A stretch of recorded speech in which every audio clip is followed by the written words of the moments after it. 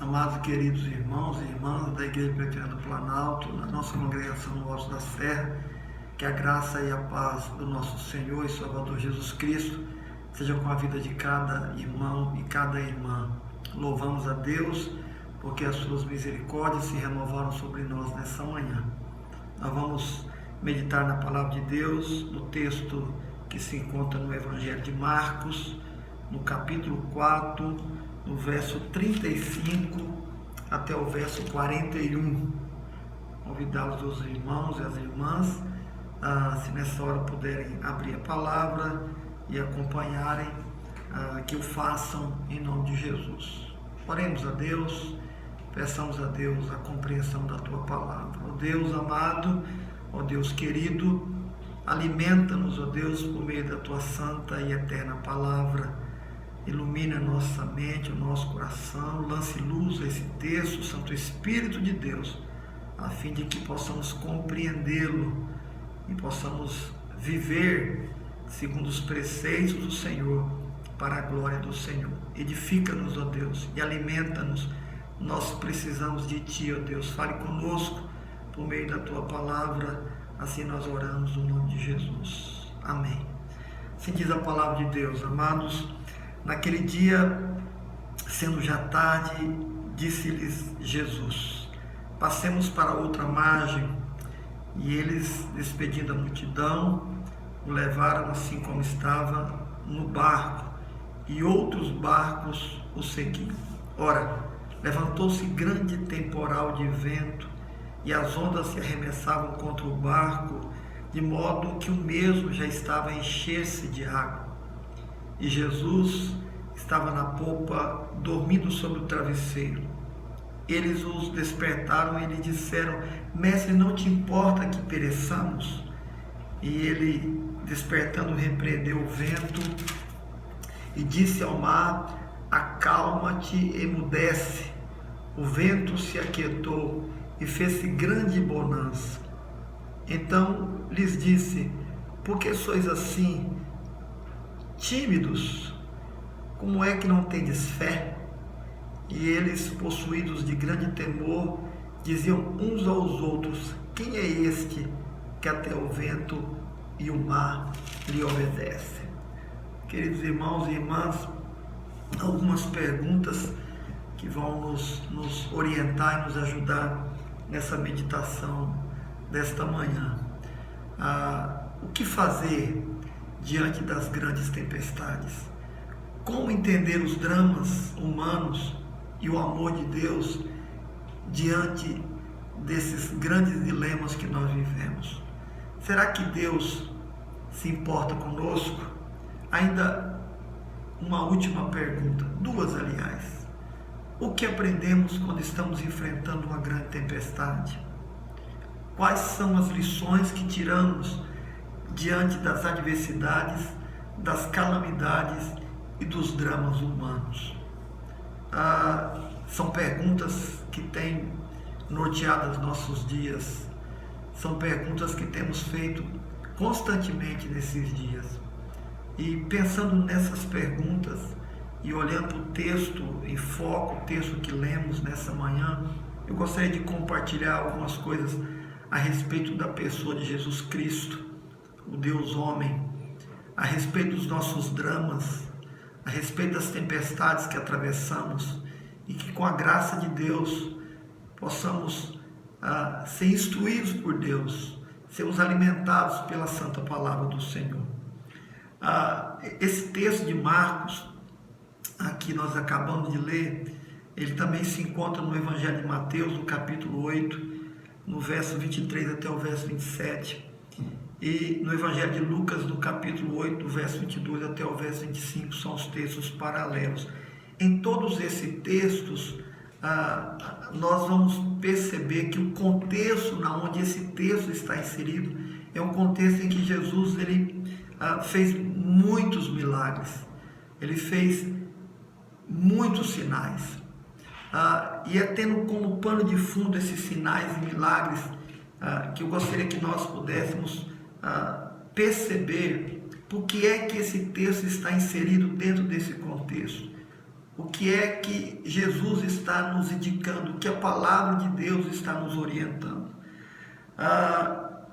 Todos os milagres realizados por Jesus, eles têm um objetivo. Eles apontam para o próprio Deus, para o próprio Jesus Cristo. Todos os milagres feitos por Jesus são sinais, queridos. São sinais que vão evidenciar quem é Jesus Cristo. Então, todos os milagres, todos os sinais que nós encontramos na Santa Palavra, e especialmente dentro desse contexto que eu estou aqui nessa manhã compartilhando com a amada igreja, ele tem por objetivo evidenciar quem é Jesus. Os sinais apontam para aquele que é. Os sinais estão indicando quem é Jesus. E esses milagres e sinais, eles estão evidenciando que Jesus é Deus. Os milagres e sinais estão apontando para Jesus como Deus. Os sinais, os milagres são como placas de sinalização, queridos, que nós encontramos muitas vezes em nossa caminhada. São sinais que apontam, são placas que apontam para aquilo que vai acontecer ali na frente. Indicam algo que é muito maior do que ele mesmo. Ou seja, os sinais são muito maior do que aquilo que ele mesmo está indicando. Aquilo que vem pela frente, aquilo para o qual ele está indicando, é maior do que ele mesmo. Quando nós estamos atravessando por um caminho ou trilhando um caminho e logo enxergamos uma placa, e essa placa sinaliza curva perigosa, ele está indicando que mais à frente vem algo muito maior do que ela mesma. Ela apenas indica, ela apenas é um sinal. Assim é com os milagres de Jesus. Eles apontam para o grande Rei da Glória, o Senhor Todo-Poderoso, o Deus eterno, aquele que tem poder sobre tudo e sobre todas as coisas, aquele que é poderoso para fazer aquilo que Ele mesmo assim o deseja fazer. Os sinais apontam para Jesus Cristo. Os sinais apontam para Jesus Cristo como Deus, como Senhor da glória. E eu gostaria então que nós pudéssemos olhar para o texto tendo esse pano de fundo, de que esse texto está inserido num grande contexto de muitos milagres. E o primeiro ponto que eu gostaria de destacar nesse texto é que essa passagem nos apresenta Jesus como o Filho de Deus. Ela nos apresenta Jesus como o Deus homem que vem nesse mundo para se compadecer dos filhos de Deus. Então, o primeiro destaque do texto é mostrando a plena divindade de Jesus. Todos os sinais, todos os milagres que estão no contexto em que esse texto está inserido, eles apontam para Jesus, indicando que Jesus é Deus. Jesus cura o leproso, Jesus cura o criado do centurião, aquele no qual ele só dá uma ordem e a enfermidade sai do seu corpo. Jesus cura a sogra de Pedro de uma febre. Jesus liberta o endemoniado gadareno. Jesus cura o paralítico em Cafarnaum. Jesus cura a mulher enferma há 12 anos com fluxo de sangue. Jesus ressuscita a filha de Jairo. E Jesus cura o mudo. E nesse texto que nós lemos aqui, Jesus dá ordem à tempestade, Jesus dá ordem ao vento, Jesus dá ordem ao mar e eles obedecem. Todos esses são milagres extraordinários. Milagres que apontam, que evidenciam quem é Jesus. Jesus é Deus e Ele tem poder em todos os aspectos. Ele é poderoso e Ele é tão poderoso e Ele é Deus que Ele dá ordem no mundo espiritual, Ele dá ordem no mundo físico, Ele dá ordem à natureza e tudo lhe obedece porque Ele é Deus, queridos, porque Ele é Deus. Nicodemos, ao ir de encontro a Jesus no capítulo 3 do Evangelho de João, no capítulo 2, ele diz algo sobre Jesus. Ele diz: ninguém pode fazer sinais que tu fazes se Deus não estiver com ele. Ninguém pode fazer esses sinais, esses prodígios e maravilhas, se não for o próprio Deus, se Deus não estiver com ele. Nicodemos aponta para Jesus Cristo como Deus. Nicodemos aponta para a plena divindade de Jesus Cristo. O segundo ponto que eu gostaria de destacar nesse texto é que Jesus, o Cristo, o Filho de Deus, o Deus Todo-Poderoso, ele é plenamente homem. Quem está ali naquele barco é o Deus homem, o mesmo que fez sinais, o mesmo que fez prodígios, o mesmo que fez maravilhas, é o mesmo que agora está dentro do barco, na polpa do barco, encostado num travesseiro, debruçado num travesseiro, e ele está dormindo. Jesus é Deus homem, queridos. Ele é verdadeiramente Deus, ele é verdadeiramente homem, por isso ele tem necessidades humanas. Ele dorme, ele descansa, ele repousa, querido. Jesus é plenamente homem, sem pecado, sem mácula, sem culpa, sem corrupção. Jesus é homem sem pecado. A semente não é humana, mas é divina. A concepção é divina. A graça de Deus se manifestou no meio dos homens. Deus se compadeceu dos homens. Ele é o Emanuel, ele é o Deus presente, queridos. Jesus tomou sobre si os nossos pecados. Ele se fez maldição por nós. Por isso nós aprendemos que Jesus é o único mediador entre Deus e o homem.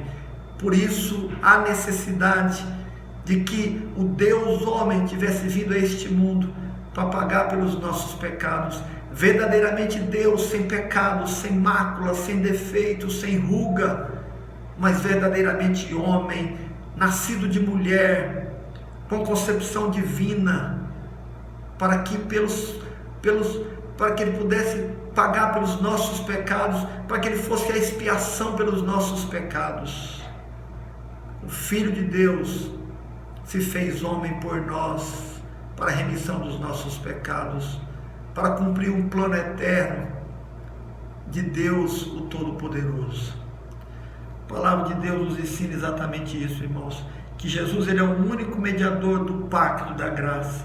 Por isso ele é o eterno Filho de Deus, da mesma substância do Pai, da mesma glória do Pai, exatamente como o Pai. Jesus é Deus, mas Jesus é homem, por isso ele é o Deus homem, a natureza divina e a natureza humana. Jesus se fez homem para cumprir o plano de redenção.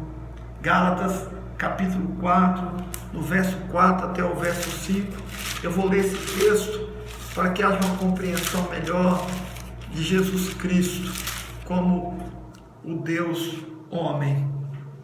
Gálatas capítulo 4, do verso 4.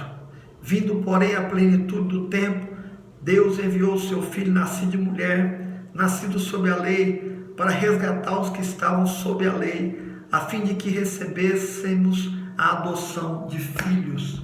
Jesus Cristo cumpriu um plano eterno de Deus.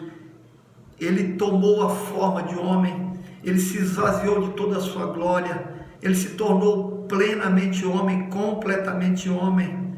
Ele é 100% homem para pagar pelos pecados dos homens. Ele é a expiação pelos nossos pecados.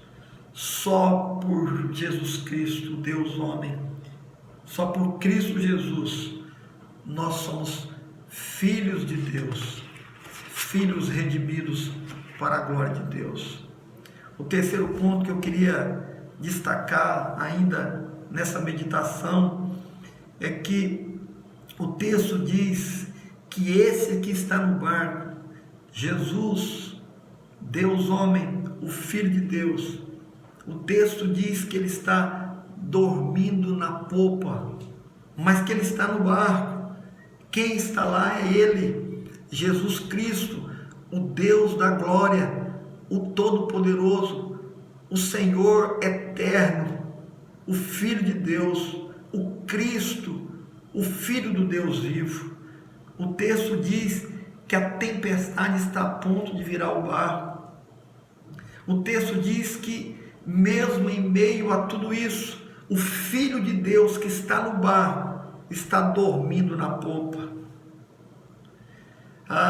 O texto diz, queridos, que os apóstolos os discípulos de Jesus estão desacossoados, sem esperança, inquietos, desassossegados, intranquilos, a ponto de irem ao encontro de Jesus para acordá-lo e fazer alguns questionamentos a Jesus Cristo.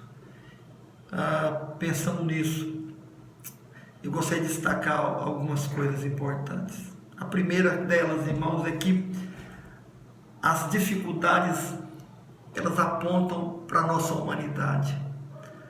As dificuldades, irmãos, elas nos ajudam a percebermos quem somos. E sabe o que somos, irmãos? Nós somos limitados, queridos. Nós somos dependentes de Deus. Nós somos carentes do auxílio de Deus, da graça de Deus, da misericórdia de Deus, da compaixão de Deus, do socorro divino, queridos. Porque as dificuldades, elas fazem com que aflore em nós a nossa humanidade. Por isso, no meio das dificuldades, das tempestades, nos dias difíceis, muitas vezes entramos em desespero. Muitas vezes afloram em alguns a incredulidade, a dúvida, a incerteza, a desesperança, as incertezas, as dificuldades, ó Deus, as dificuldades, meus irmãos, elas afloram em nós, elas trazem à tona a nossa humanidade. Mas em segundo lugar, ainda nesse terceiro ponto, as dificuldades, elas vão evidenciar a nossa teologia, irmãos. Em quem cremos, porque cremos e como cremos, queridos. É fácil nós dizermos que cremos em Deus, que confiamos no Senhor e que descansamos no Senhor quando tudo vai bem. Mas quando a tempestade chega, quando as dificuldades batem a nossa porta, elas vão evidenciar, elas vão nos mostrar a que ponto nós temos relacionamento com Deus. Elas vão evidenciar a nossa boa ou má teologia. O que é que pensamos sobre Deus? Como é que cremos a respeito de Deus? E eu gostaria que você pensasse nisso nessa manhã. Os apóstolos correram até Jesus e, vendo que Jesus estava dormindo no travesseiro, eles fizeram uma pergunta. E eles perguntaram a Jesus, no verso 38, Mestre, não te importa que pereçamos? Não importa que venhamos a sucumbir, que o barco afunde, que tudo aqui termine? Meus irmãos, preste atenção, tome cuidado. Muitas e muitas vezes, em momentos de dificuldades, nós pensamos, queridos, que Deus não se importa conosco. Uma teologia fraca, uma teologia firmada no homem, uma teologia onde o centro não é Deus, mas é o homem, ela está fadada, querido, ao desespero, à intranquilidade, à incredulidade. Ainda que humanos, nós somos servos do Deus vivo. Ainda que pecadores, somos pecadores redimidos, escolhidos para a glória de Deus, eleitos segundo a vontade de Deus, para o louvor e a glória do Senhor. Portanto, irmãos, precisamos continuar firmes, crendo naquele que é o Senhor da glória, que tem nas tuas mãos a rédea de todas as coisas e que nada, absolutamente nada, foge do seu controle, que Ele está na direção e no controle absoluto de todas as coisas e que tudo está acontecendo segundo o seu decreto eterno, queridos. Deus continua no trono, Deus continua executando o seu decreto na história, queridos. Portanto, Nós precisamos aquietar-nos, irmãos, com fé, descansando em Deus, na convicção absoluta de que Ele está no controle de todas as coisas. O próprio Cristo nos diz que essas coisas aconteceriam, amados.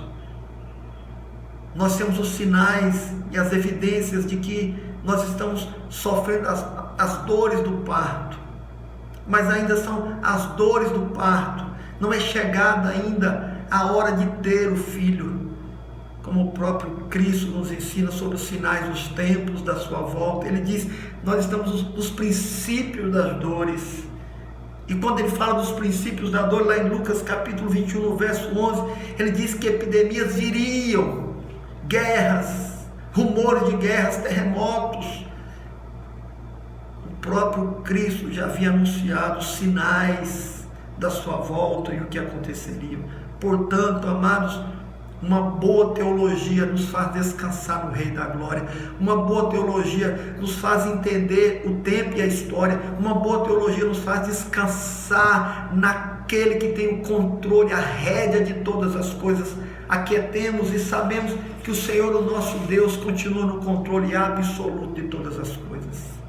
Em terceiro lugar, eu gostaria que nós pudéssemos pensar, queridos, que as dificuldades não podem anular a nossa fé. As tempestades não podem anular a nossa fé. Os dias difíceis não podem anular a nossa fé. Eu sei quem tenho crido, diz o apóstolo Paulo, o meu Deus é poderoso. Cristo está conosco, amados, independente das circunstâncias, quer nos dias bons ou nos dias ruins, quer nos momentos fáceis ou nos momentos difíceis. Cristo está conosco. Não deixe, irmãos, não permita, em nome de Cristo Jesus, que as dificuldades venham anular a sua fé, mas confie no Senhor, descanse na graça de Deus, faça aquilo que nos cabe como servo de Deus. É pela fé que o fazemos. Se oramos é pela fé, se jejuamos é pela fé, se descansamos é pela fé, queridos. Se aquietamos o coração, é pela fé que temos no nome do Filho de Deus, Jesus Cristo. E é exatamente assim que precisamos atravessar esta crise, com fé, queridos, com fé. Meus irmãos, se o vento e o mar incomodam, ore, clame a Deus, repreenda, mas aprenda algumas coisas importantes. Entenda, acima de tudo, em primeiro lugar, que para atravessar um grande lago, haverá uma possibilidade muito grande, queridos, de tempestade. Ninguém entra em um barco para atravessar um grande mar ou um grande lago sem estar pronto para enfrentar grandes tempestades, amados. O que eu estou querendo dizer? O que a Bíblia está ensinando? O que nós aprendemos nas Escrituras? Que nesse mundo passaremos por aflições, que lutas, adversidades, tempos difíceis fazem parte da nossa jornada e da nossa caminhada. Jesus nunca disse que a caminhada não seria difícil, pelo contrário, ele diz, passarei por aflições. Ele mesmo alerta, são os princípios das dores, guerras, rumores de guerras, prisões, açoites, moléstias. Todas essas coisas fazem parte, queridos, da nossa caminhada. Então, amados, essa não é o primeiro momento de crise, nem o último. Não é, queridos, não é. Nós ainda enfrentaremos situações muito mais adversas do que essa, amados. Nós atravessaremos crises muito maiores do que essa. É verdade que esta geração nunca passou por o que nós estamos passando. Nunca pensei que a minha geração iria passar. Eu imaginava que a geração dos meus netos, mas coube a Deus, na tua soberana vontade, no decreto eterno, que esta geração enfrentasse esse momento. Descanse no Senhor. Saiba que lutas e adversidades acontecerão na nossa caminhada. Em segundo lugar, o texto diz que quem mandou entrar no barco foi Jesus. Eu queria que você pensasse nisso. Foi Jesus que disse para eles: entremos no barco e vamos passar para outra margem. Foi Jesus que disse: entre no barco. Foi Jesus que os chamou. Foi Jesus que os convocou, que os arregimentou, queridos. Eu queria aplicar isso na sua vida, dizendo para você que você é um escolhido de Deus, que você é a igreja de Cristo, que não fomos nós que escolhemos a Deus, mas que Deus foi quem nos escolheu. Não fomos nós que amamos a Deus, mas foi Deus que nos amou primeiro. Portanto, aquietai-vos, descanse nas promessas do Deus que nos escolheu antes da fundação do mundo, na eternidade. Nós somos escolhidos de Deus, eleitos de Deus em Cristo Jesus. Descanse no Deus que te escolheu.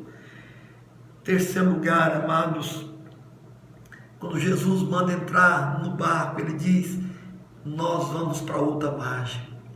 Eu queria que você descansasse nessa promessa de Deus. Nós estamos no barco, nós enfrentaremos tempestades, mas nós vamos atravessar, nós vamos chegar a outra margem, queridos. Nós vamos passar para o outro lado, queridos. Nós vamos chegar lá. Sabe por quê, amados? Porque esta é a promessa de Deus. Que nada nem ninguém pode nos separar do amor de Deus que está em Cristo Jesus. Que a mão do Deus Todo-Poderoso e que a mão do seu Filho está segurada em nós. Que nós estamos seguros nas mãos de Deus. João, no seu Evangelho, no capítulo 10, quando ele apresenta Jesus como um bom pastor que dá a vida pelas suas ovelhas, ele diz exatamente isso. Que nada pode arrematar das mãos do Eterno, queridos. Nada nem ninguém. Nós estamos seguros nas mãos de Deus. Ele está no controle. Ele está na direção. Nós vamos atravessar. Nós vamos chegar a outra margem, queridos. A palavra de Deus nos traz um alento. Quer morramos, quer vivamos, tudo é para a glória de Deus. Se a morte chegar, é para a glória de Deus. Se ficarmos vivos, é para a glória de Deus. Mas uma certeza temos, queridos, que estaremos com Deus por toda a eternidade. Que haverá um dia em que todas essas coisas vão passar. E a promessa que temos, Apocalipse capítulo 21, que o próprio Deus enxugará dos nossos olhos toda lágrima, que nós estaremos com Cristo por toda a eternidade. Descanse, portanto, aquiete o teu coração, tenha responsabilidade. Fé é uma fé que nos faz confiar em Deus, aquietar o nosso coração. Deus há de suprir as nossas necessidades. Os tempos são difíceis financeiramente falando também, mas nós cremos, e isso é fé, queridos. Não é sair por aí na rua desesperado para ter com que ter o seu sustento nesses dias, mas esse é um tempo de fé, é de esperar em Deus, de aquietar o coração, de aquietar no Senhor, esperar em Deus. Isso é fé, queridos. Sair lá fora agora para ganhar os teus recursos, isso é não crer em Deus. Mas esperar no Senhor é confiar em Deus, esperar em Deus, que Ele há de suprir todas as nossas necessidades. Espere em Deus, confia no Senhor. Isso é fé, queridos. É a certeza de que Deus está no comando e no controle de todas as coisas. Uma boa teologia me faz entender que Deus continua agindo na história. No tempo certo, na hora certa, nós sairemos das nossas casas, proclamaremos a glória de Deus em cada casa, em cada lugar, nas ruas. No tempo certo, sairemos da nossa casa para ganhar o pão de cada dia. Mas lembra-se do deserto, queridos, quando dos céus o maná chegava. Creia nas providências de Deus, creia na providência do Eterno. Ele vai enviar o maná do céu e vai nos alimentar. Oremos a Deus. Senhor, ajuda-nos a descansarmos no Senhor nesta hora, Deus. Aquietarmos nosso coração. Louvamos o Teu nome, que Tu és o nosso Deus. Ajuda-nos, ó Deus. Ajuda-nos. Aumenta a nossa fé. Alimenta-nos com a Tua palavra. Aquieta o nosso coração na Tua presença, Deus. Te louvamos e Te agradecemos por tudo, ó Deus, e oramos no nome de Jesus. Aquietai-vos, irmãos. Saber que Deus continua no trono. Que Deus abençoe, que você tenha um dia abençoado, descansando na presença do Eterno. Alimente-se na palavra e pela palavra nesses dias. Assim que eu despeço os irmãos nessa hora, no nome de Jesus. Que a graça e a paz de Cristo seja sobre a tua vida. Que o amor de Deus, o Eterno Pai, esteja contigo. E que a consolação do Espírito Santo do Senhor seja com a tua vida, meu irmão, minha irmã, agora e para todo sempre. Amém.